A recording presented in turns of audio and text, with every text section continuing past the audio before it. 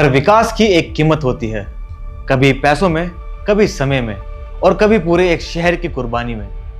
दोस्तों, ये कहानी है एक ऐसे शहर की जो कभी जिंदा था लेकिन आज पानी के नीचे सो रहा है। नाम है टिहरी, एक ऐसा शहर जो डूब गया लेकिन जिसका दर्द, कहानियां और यादें आज भी पानी के ऊपर तैरती हैं।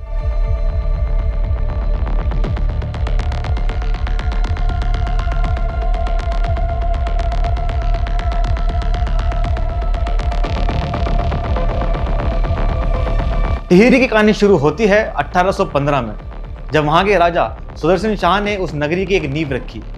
गूर्खा शासन से मुक्ति के बाद यह शहर टिहरी गढ़वाल किंगडम का कैपिटल बना, एक प्लान टाउन जो धीरे धीरे पॉलिटिकल और कल्चरल दोनों ही रूप में आगे बढ़ता रहा। लेकिन टिहरी सिर्फ एक राजधानी नहीं थी, यह शहर बना था भागीरथी और बिलांगना नदी की पवित्र संगम पर।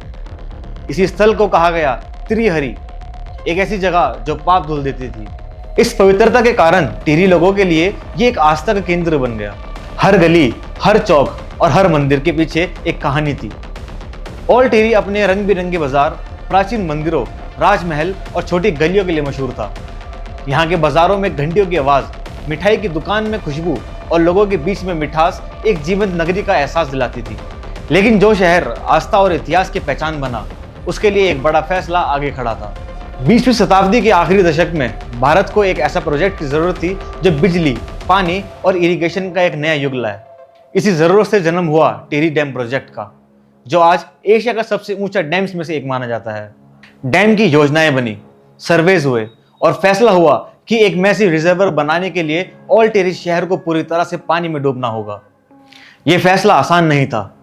1970 से लेकर 2000 तक प्रोटेस्ट हुए, आंदोलन हुए और मजबूत विरोध चलता रहा। हजारों परिवार अपना घर, मंदिर, कब्रिस्तान, धरती को छोड़ने के लिए मजबूर हो गए। किसी की मां ने अपनी दीवार को छोड़ते हुए आंसू बहे, तो किसी बुजुर्ग ने कहा, हमने यहाँ जन्म लिया है, हम यहीं मरना चाहते थे, लेकिन अब हमें अपना सब कुछ पानी में डूबते देखना होगा। ये पल सिर्फ एक शहर की तबाही नहीं थी, ये हजारों दिलों का टूटना था। और फिर आया वो दिन जब ओल्ड टिहरी अपना बाजार, राजमहल और प्राचीन मंदिरों के साथ भागीरथी और बिलांगना के पानी में हमेशा के लिए डूब गया। एक ऐसा दृश्य जिसमें लोग अपने घर, अपनी यादों को और अपनी पहचान को धीरे धीरे पानी में डूबते देख रहे थे। उन लोगों के लिए जो अपना घर छोड़कर आए, बनाया गया एक नया शहर, न्यू टिहरी।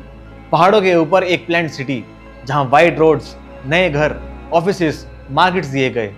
लेकिन एक सच ये भी है कि चाहे न्यू टिहरी कितना भी मॉडर्न हो, पर पुराने टिहरी की यादें हर दिल में बसी हुई हैं। एक पुराना मंदिर, एक पुरानी गली और एक पुराना बाजार, इनकी कमी हर नई इमारत के बीच महसूस होती है।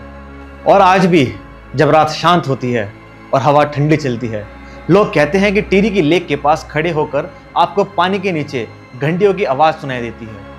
कुछ डाइवर्स ने यह तक कहा है कि उन्होंने पानी के अंदर डूबे हुए मंदिर और इमारतें देखी हैं।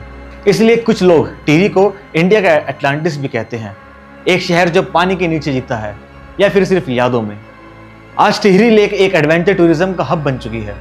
बोटिंग, जेट स्कीइंग, राफ्टिंग और हर साल मनाया जाने वाला टिहरी फेस्टिवल लोगों को अट्रैक्ट करता है। लेकिन जब भी कोई इस झील को देखता है, उन्हें याद आता है इस गहरे पानी के नीचे एक शहर सो रहा है, एक शहर जो कभी जीवंत था। ओल्ड टिहरी डूब गया, लेकिन टिहरी के लोगों की कहानियां, उनका दर्द और उनकी विरासत कभी नहीं डूबी।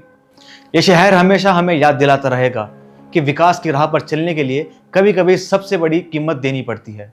एक शहर जो डूबा, लेकिन यादें जो कभी नहीं डूबती।